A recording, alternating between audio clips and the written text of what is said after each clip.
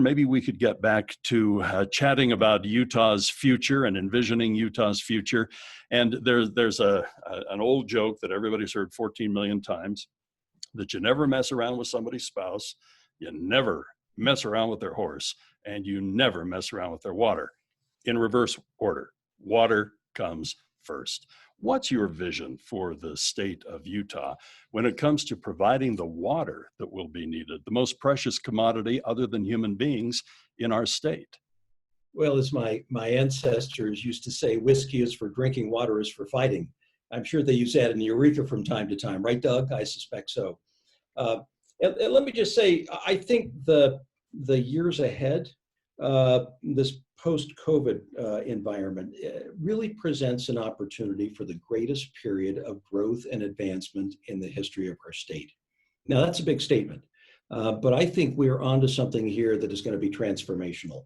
And nothing can occur transformationally in the state unless we have the lifeblood of existence, which is water. I remember having a conversation with my grandfather before he passed. And I asked him, I said, what do you think is the most important issue facing the state now and in the future? And he said, without even hesitating, he said, water. And I think that's absolutely correct. It is the lifeblood of all that we do.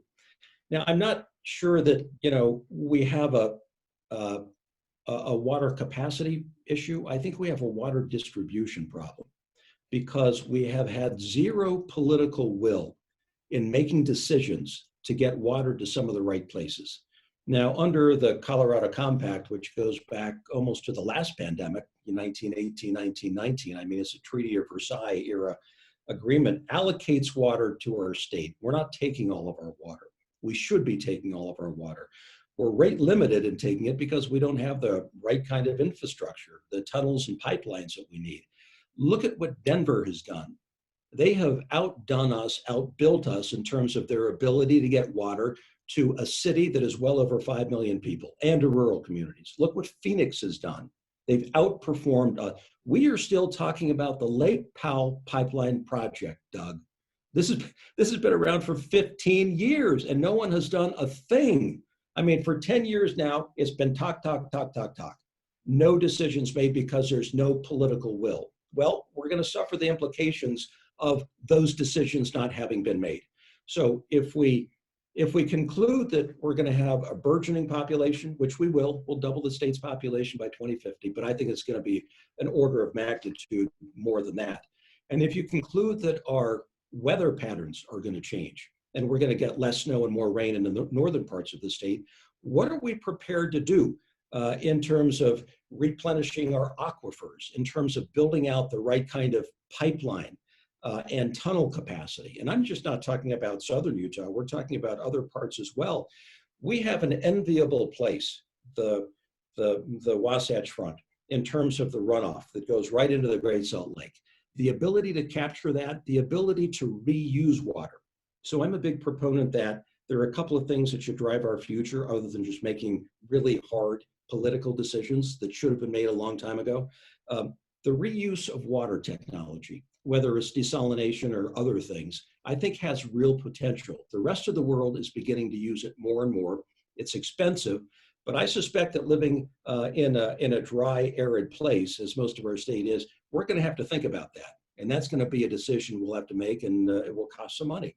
Conservation is another big part of what will have to be on our minds.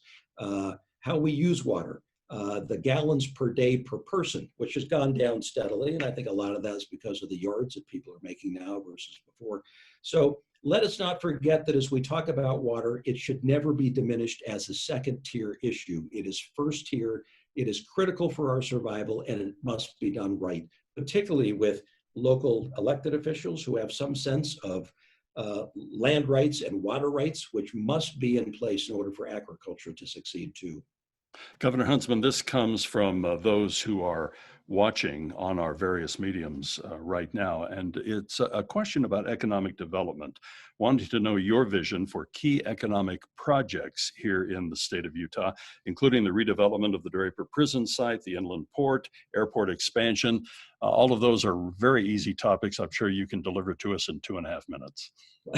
Thank you so much for that, Doug. After having given me a very long lunch break, thank you very much. I'm a big believer, having done economic development before, and really planted seeds based on our 10-point plan originally that blew the cover off of the state in terms of bringing in investment, putting us on the map, best place to do business, et cetera, et cetera. You have to have two things that are going in your favor for the economy to work. You have to keep brain power within your borders, because that's your innovation, that's your entrepreneurship, that's where the ideas come from. And they're only going to stay if you have livable communities. So let's just start with what Envision Utah does and say, unless we can succeed with another 1 million, 2 million, 3 million who come in with livable communities, we're not going to keep brain power. They're going to go to the next best thing. So that's number one. Number two is you need capital. And capital will follow brain power. Capital will follow good ideas. I think by rebranding and remarketing the state, so we rebranded the state when I was governor before, Life Elevated. We created GOED, the Governor's Office of Economic Development, the World Trade Center, the Regional Cluster Economic Development Strategy, on and on and on. We need to update what it is we're doing and bring them in line with today's national and international marketplace, so that our goals will be to keep our kids here, if that is our choice, to bring in additional brain power, and to make sure that we have investment that follows. But it all needs to be packaged in Utah as the crossroads of the world. Inland Port is going to be a critical part of that. And yes, Cedar City should be part of that, and other parts of the state should be part of that as well. The Draper Prison site, the POM, the Point of the Mountain, Alan Matheson's area, is critically important to the whole traffic pattern issue in the southwestern part of the Salt Lake Valley, which is a big issue right now. That has to be done in ways that will make an investment for our state longer term. And I hope it's in some of the skill sets that we need: engineering, mathematics, programming, data analytics that will feed into our technology base. That would be a great use of the Point of the Mountain. It'd be a huge investment in our future, and it would make our workforce even better to compete than they are today. We have a pretty good workforce today. We thank you for participating. That's the end of our second round. And